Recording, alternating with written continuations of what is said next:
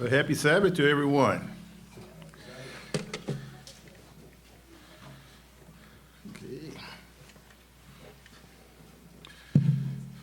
The greatness of God is shown through his creation. We sing the songs, how great thou art, how awesome, how our God is an awesome God, amazing grace. And all these things, all these songs, show just a little bit, sing about a little bit of the greatness of God. I wish I can tell you of just how great God is, but I don't have the words, nor the thoughts to put in just how great he is. But in the Bible, it gives us a glimpse into the greatness of the God that we serve, that he's a God of creativity. He's a God who has foreknowledge and thought about what he's doing and where he wants to go. So if we will, then the whole sermonette is going to be in Genesis 1, so we are not going to be flipping over, just Genesis 1. And we're going to look at the greatness of God through his creation.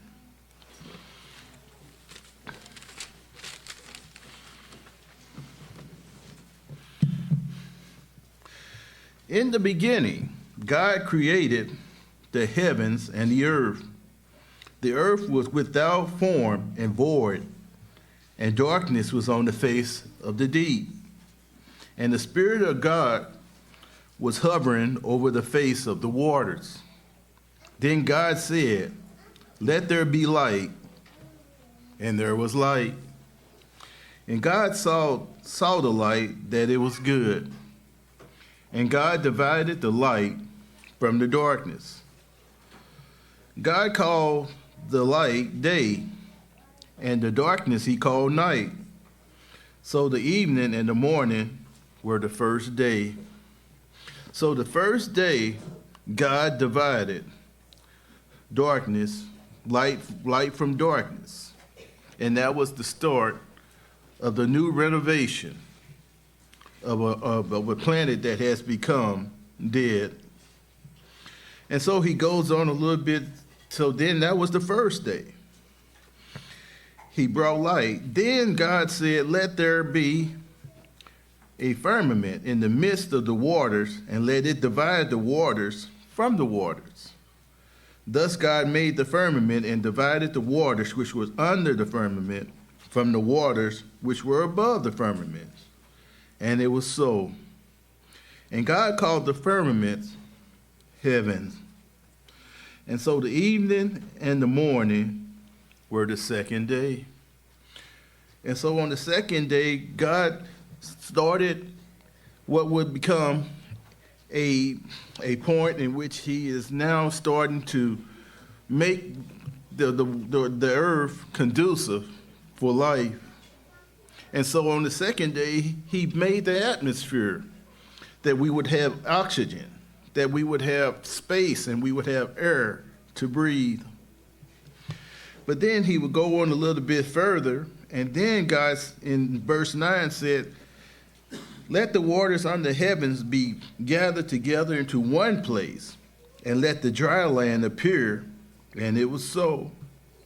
And God called the dry land earth, and gathering together of the waters he called seas.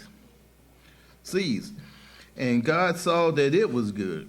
Then God said, "Let the earth bring forth grass, herbs, and yield seeds, and the fruit trees, and the yield fruit according to of its kind, whom seed is in itself, and on the earth." And so it was, and it was so.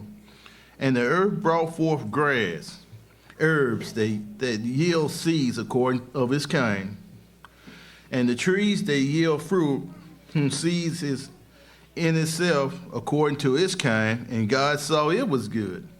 So the evening and the morning was the third day.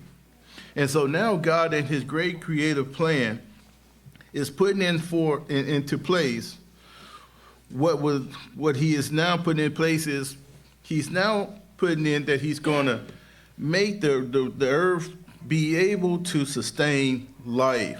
That people, that when he create people, when he create animals, that they would have things to eat. And he would also make it where the animals would have grass to graze on, and people would have food to eat. And that was the third day. Then God said, let there be lights in the firmaments of the heavens to divide the day from the night, and let them be for signs and seasons, and for days and for years. And let them be lights in the firmaments of the heavens to give light unto earth. And it was so. Then God made two great lights, the greater light to rule the day, and the lesser light to rule the night. And he made the stars also.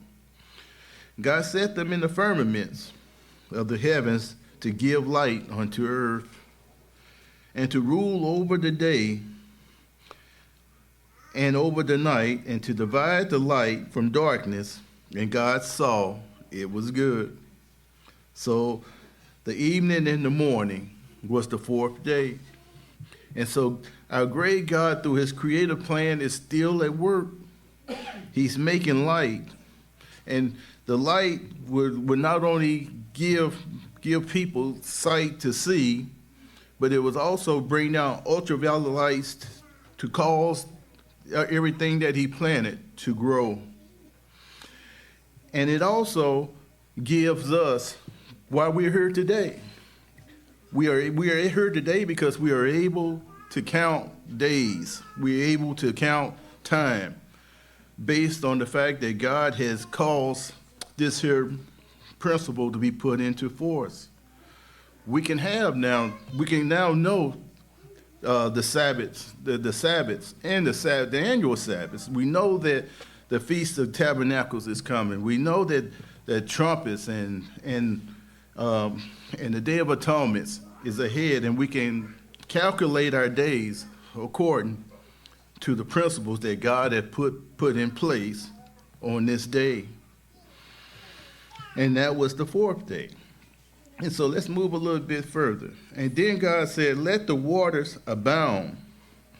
Let the water abound with the abundance of living creatures, and let the birds fly above the earth across the face of the firmaments of the heavens. And so God created great sea creatures and every living thing that moves, with which the waters abound according to their kind, and every winged bird according to his kind. And God saw that it was good. And God blessed them, saying, be fruitful and multiply, and fill the waters in the sea, and let the birds multiply on the earth. And so in the evening and morning was the fifth day. And so now the fifth day, God is now putting in place the creatures the living creatures that would graze, that would swim, and that would be a part of man's existence before he comes into the world. And when you think about it, when we look around, we can look out our windows and we can see the birds. That is the great creativity of God. When we look and see the grass grow, we look and see the rain that falls down. All of this is the great creation of God, and it shows his love toward us. I know right now a lot of people in Missouri, especially in the outlines area who suffer with great flooding, is not too particular rain right now. But let's take the fact that if it wasn't no rain, we wouldn't be able to have life, to be able to have the means to sustain life. So God, through his creative power on this day, started putting in the creatures on the earth. And I was thinking about that when I was getting the sermonette ready. We think about the first man. But do you think about during this creative time, the first animals, the first cow that was put on this earth, the first birds, the first fish that was put in the sea? was on this day. And then God said, let the earth bring forth the living creatures according to its kind. This is verse 24. And creeping things and beasts according to its kind, and it was so. And God made the beasts according to its kind, cattle according to its kind, and and everything that creeps on the earth according to its kind. And God saw that it was good. And so we can go to the zoo and we can look at the great elephants. We can look at the strange-looking giraffe, and we can look at the crocodiles. We can look at the sea lions. We can look at the polar bears, and we can look at the grizzly bears. All a part of God's great creative plan for this world. And then came verse 26. Then God said, let us make man in our image, according to our likeness. Let them have dominion over the fish, and over the sea, and over the birds of the air, and over the cattle, and over all the earth, and every creeping thing that creeps on the earth. And I think about that sometimes when you think about the fact that a few times man almost eliminated creatures off the face of the earth. The alligators in America was almost totally exterminated due to overhunting. You think about the American buffalo, pretty much almost went to extinct because overhunting. This is the great power that God has given man over his creation to have dominion over it. And we can go now and we can see a great elephant at the zoo. When you look at the fact that you look at that and you can say to yourself, how did man has power to do that? Well, the power was given to man by God. And then we go a little bit further in verse 27, so God created man in his own image. In the image of God, he created man, male and female. He created them. Then God blessed them and said to them, be fruitful and multiply. Fill the earth and subdue it. Have dominion over the fish, the sea, and over the birds of the air, and over everything that moves on the earth. And I think about what's going on in Florida right now. There's a great invasion of the Bernese pythons.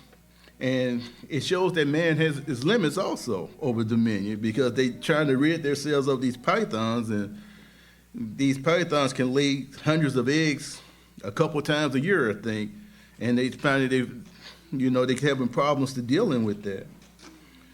And then God, in verse 29, God says, see, I have given you every herb and that yields seed, which is on the face of all the earth, and every tree whom fruit yields seed, to you it shall be for you. And think about that. It's all for us. God did all of this for us. Also, to every beast of the earth, to every bird of the air, and of everything that creeps on the earth, in which there is life, I have given every green herb for food, and it was so. And God saw that everything he made indeed was very good. And so the evening and the morning were the sixth day. And so we see in here the great creativity of God. I said Genesis 1, but we're going to go right into Genesis 2 for just 2 verses. Thus the heavens and the earth and all the hosts of them were finished. And on the seventh day God ended his work which he had done, and he rested from all his work which he had done. And we can now keep the Sabbath, knowing that God created the heavens and the earth, and he's the creator of all things. And through the system that God had put into place, we know that today is the Sabbath. And then God blessed the seventh day and sanctified it, because in it he rested from all his work which God has created and made. And so we see through God's creation his great, amazing creative power and his love, because he did it all for us.